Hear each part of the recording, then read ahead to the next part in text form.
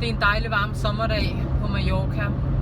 Jeg har haft rigtig travlt igennem længere tid. Jeg er destinationschef på Mallorca og har et rimelig stort pres på mine skuldre.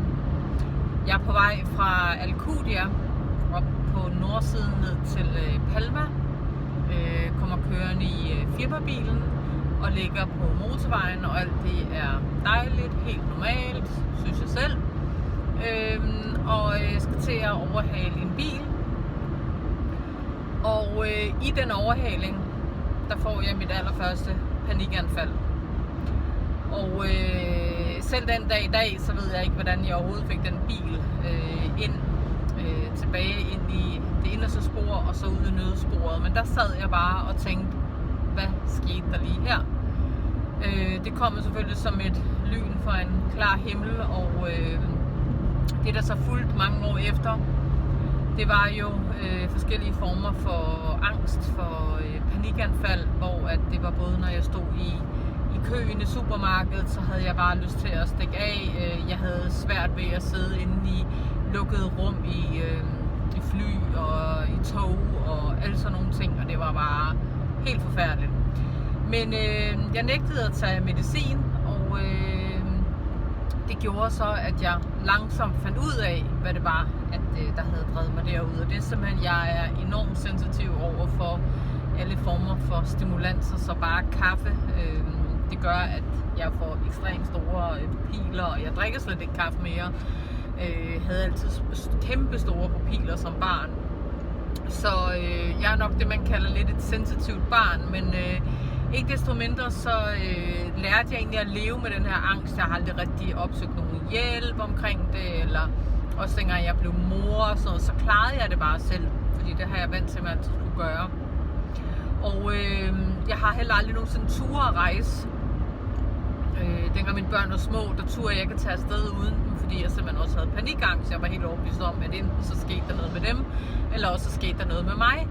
Så lige pludselig der lå min mor for døden, og jeg blev simpelthen bedt om at komme hjem med det samme, fordi hvis jeg skulle nå at tage afsked med hende, så skulle det være nu. Og i hele den proces, hvor jeg skynder mig ind og booke flybillet og sidder oppe i flyet og har fuldstændig fokus på, at min mor hun skal bare være i live til jeg kommer hjem, og jeg beder til Gud, eller hvem der sidder deroppe, om at min mor hun skal bare holde sig i live. Og lander, kommer hjem, når at være der. Er der til min mor, hun ånder ud, og det var jo i sig selv en smuk oplevelse. Men midt i alt det her, der læser jeg en sætning i en bog, som jeg var i gang med at læse, faktisk som er ham der Donald Wells, tror jeg han hedder, Samtaler med Gud, hvor han siger, at den der frygter døden, frygter livet. Og der var det ligesom, det gik op for mig, at jeg kunne ikke bruge det her til noget, hvis jeg hele tiden var så bange.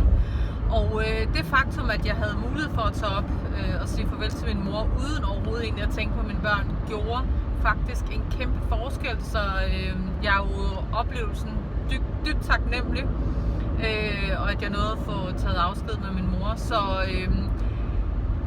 alt det her, det jeg vil komme frem til med den her historie, det er, at jeg har stadigvæk ikke angsten, den har jeg ikke, men den ligger stadig latent i min krop, og den fungerer faktisk som en, hvad skal man sige, sådan en rød knap i displayet, ligesom man får på bilen, hvis det er, at man ikke kommer olie på den.